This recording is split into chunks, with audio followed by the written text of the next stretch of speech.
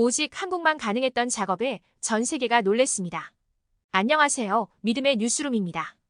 영상 마지막에는 여러분들이 궁금해할 만한 질문들을 모아놨으니 꼭 끝까지 시청해 주시기 바랍니다. 그럼 지금부터 영상 시작하겠습니다. 한국인 163명, 일본인 51명, 싱가포르인 6명이 이스라엘에서 출발한 태음궁 수성 항공편을 타고 성남 서울공항에 도착했습니다. 이 항공편에는 한국인 장기 체류자 및 단기 여행객, 일본인 및 일부 일본인 외국인 배우자, 싱가포르인이 탑승하고 있었습니다. 일본 외무상과 이스라엘 주재 일본 대사는 일본 국민 구출에 도움을 준 한국 정부에 사의를 표했습니다. 그러나 일본 내에서는 한국에 대한 감사와 함께 일본 정부가 자국민 구조에 대한 대가를 지불했다는 사실에 대한 분노가 일고 있습니다. 한국이 일본인을 무료로 구조한 반면 일본은 인근 두바이로 이동하는데 돈을 받았다는 비판이 제기되고 있습니다. 외국에 발이 묶여 다른 나라의 도움에 의존하는 것이 어떤 느낌일지 궁금한 적이 있나요?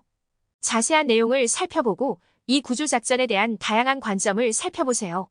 우선 처음 내용은 성남 서울공항 도착에 대한 설명입니다. 성남 서울공항에 도착하자마자 한국인, 일본인, 싱가포르인 등 이스라엘에서 출발한 승객들이 태음궁 수성 항공기에서 하차했습니다. 이번 철수작전은 한국인 장기 체류자, 단기 여행객, 일본인 외국인 배우자, 싱가포르 국적자를 구출하는 것을 목표로 진행되었습니다. 일본 외무상과 이스라엘 주재 일본 대사는 일본 국민 구조에 도움을 준 한국 정부에 감사를 표했습니다. 그러나 일본 내에서는 일본 정부가 자국민 구조의 비용을 지불한 반면 한국은 무료로 구조 작업을 지원한 것에 대해 비판하는 여론이 있습니다. 이로 인해 일본 내에서는 한국에 감사를 표하는 한편 일본 정부가 왜 돈을 받고 가까운 두바이로 이동했는지 의문을 제기하는 등 엇갈린 반응이 나오고 있습니다. 대피 수송에는 한국이 파견한 230석 규모의 군 수송기가 동원되었습니다. 이 수송기에는 한국인 163명, 일본인 51명, 싱가포르인 6명이 자리 맨스 인도주의 사원으로 이송되었습니다. 반면 일본 비행기는 1인당 3만 원을 지불해야 했기 때문에 8명만 탑승할 수 있었습니다. 이번 구조작전에서 보여준 한국의 구조작전은 다른 나라들과는 확실히 다른 모습을 보여주고 있습니다. 다음으로 일본에서 보내온 감사와 비판의 내용에 대해 말씀드리겠습니다. 일본 내에서는 한국에 대한 감사와 자국민 구조에 돈을 받은 일본 정부에 대한 비판이 공존하고 있어 이번 구조작전에 대한 일본 내 엇갈린 정서를 이해할 수 있습니다. 일본에서 한국에 대한 감사의 내용 및 자국에 대한 비판을 자세히 말씀드리겠습니다. 한국은 일본 시민을 무료로 구조하여 관대함과 도움의 의지를 보여주었습니다.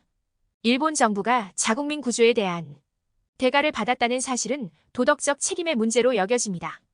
일본 외무상과 이스라엘 주재 일본 대사는 한국 정부의 지원에 감사를 표했습니다. 이번 구조작전은 한국이 어려울 때 이웃 국가를 돕는 데 앞장서는 한국과 일본 간의 강한 유대감을 보여주었습니다. 일본 국민들은 자국민의 안녕보다 금전적 이익을 우선시하는 일본 정부의 결정에 실망감을 느끼고 있습니다. 많은 일본 국민들은 이번 위기 상황에서 한국으로부터 받은 지원에 감사하며 이를 통해 양국 간의 우정이 더욱 돈독해졌다고 생각합니다. 일본의 지급을 둘러싼 논란은 일본 정부가 금전적 고려보다 자국민의 안전을 우선시했어야 한다고 생각하는 일본 국민들 사이에서 분노를 불러일으켰습니다. 한국이 제공한 지원은 일본 국민의 안전한 귀환에 결정적인 역할을 했으며 그 노력을 높이 평가합니다.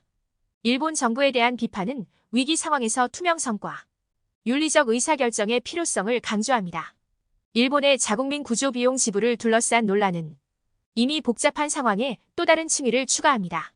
그러나 이제는 한국의 구조 작업의 세부 사항으로 초점을 옮겨 관련자들의 안전을 보장하기 위해 취한 조치에 대해 더 깊이 이해하는 것이 중요합니다. 앞서 말씀드렸던 대한민국 구조작전 세부 정보에 대해 자세히 설명드리겠습니다. 한국의 구조작전으로 한국인, 일본인, 싱가포르인이 이스라엘에서 출발한 태인군 수성 항공편을 타고 성남 서울공항에 도착했습니다. 구조작전을 수행하기 위해 한국은 230석 규모의 군 수송기를 파견했습니다. 이번 구출 작전에는 한국의 최정예 특수부대가 결정적인 역할을 했습니다. 이들의 신속하고 효과적인 대응은 많은 찬사를 받았습니다. 또한 특전사 특수부대인 CCT 대원들은 구출 작전 중 전설적인 작전을 펼친 공로를 인정받아 표창을 받았습니다. 한국과는 다르게 위기 상황에 대한 일본의 대응이 느리다는 비판에 직면했다는 점은 주목할 가치가 있습니다.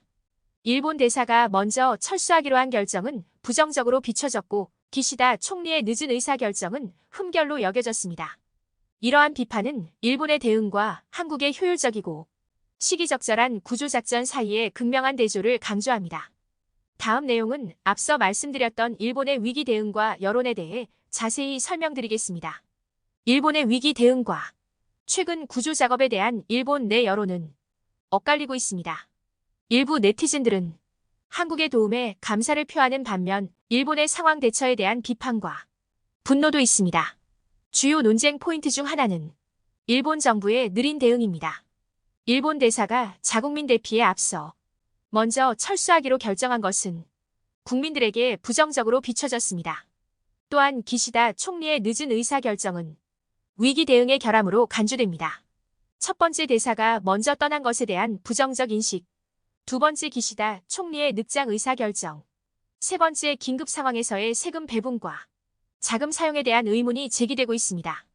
이렇게 여러 의견이 엇갈리고 있지만 국적에 관계없이 한국의 지원에 감사하는 네티즌이 있다는 점은 주목할 필요가 있습니다. 이는 일본 사회 내 여론의 복잡성과 다양한 관점을 잘 보여줍니다. 다음 섹션에서 세금과 국방 지출에 대한 관점을 살펴보는 것으로 이어지겠습니다. 일본의 세금 및 국방비 지출에 대한 견해에 대해 다음과 같이 설명드리겠습니다. 세금과 국방비에 대한 관점은 사람마다 다를 수 있습니다. 다음은 고려해야 할 5가지 핵심 사항입니다. 첫 번째, 세금 배분입니다. 사람들은 세금을 어떻게 배분해야 하는지에 대해 다양한 의견을 가지고 있습니다. 어떤 사람들은 세금의 일부를 국가 안보를 위해 국방비로 사용해야 한다고 생각하는 반면 다른 사람들은 사회복지 프로그램이나 인프라 개발을 위한 자금의 우선순위를 두어야 한다고 생각합니다. 두 번째, 국방 예산입니다. 한국과의 국방 예산 규모는 논쟁을 불러일으키는 주제입니다. 일부에서는 군사력 강화와 국익 보호를 위해 예산을 늘려야 한다고 주장하는 반면 다른 한편에서는 다른 긴급한 수요의 자원을 배분하기 위해 국방비를 줄여야 한다고 주장합니다. 세 번째, 긴급 자금 지원입니다. 위기나 분쟁이 발생하면 긴급 자금이 중요한 고려 사항이 됩니다. 정부가 국방비 지출에 우선순위를 둘지 아니면 즉각적인 인도주의적 필요나 경제 회복에 자금을 할당할지에 대한 여론이 다를 수 있습니다. 네 번째, 국가 우선순위입니다. 국방비 지출을 위한 세금 배분은 국가의 우선순위를 반영합니다. 이러한 우선순위는 지정학적 위협, 지역 안정, 국내 문제와 같은 요인에 따라 달라질 수 있습니다. 여론은 이러한 우선순위에 따라 자금을 배분하는 방법에 대한 정부의 결정에 영향을 미칠 수 있습니다. 다섯 번째, 여론입니다.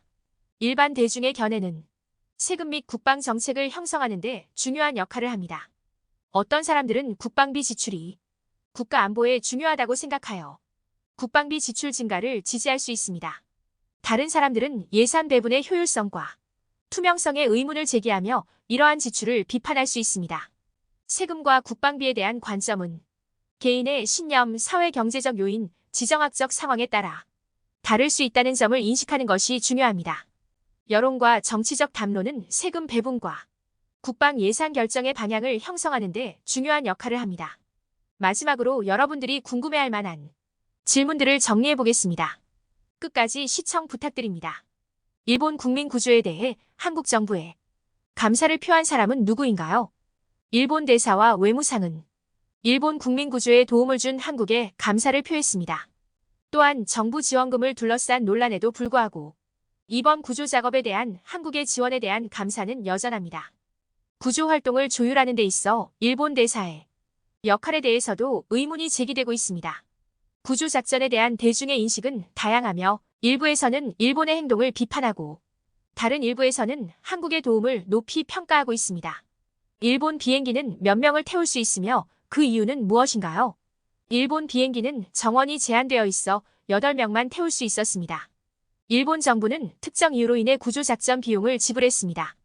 결론적으로 최근 한국이 일본과 싱가포르에서 발이 묶인 사람들을 지원한 구조작전은 감사와 비판을 동시에 불러일으켰습니다. 일본은 지원에 감사를 표했지만 일본 정부는 구조 비용을 지불한 반면 한국은 무상으로 지원했다는 사실에 분노하고 있습니다.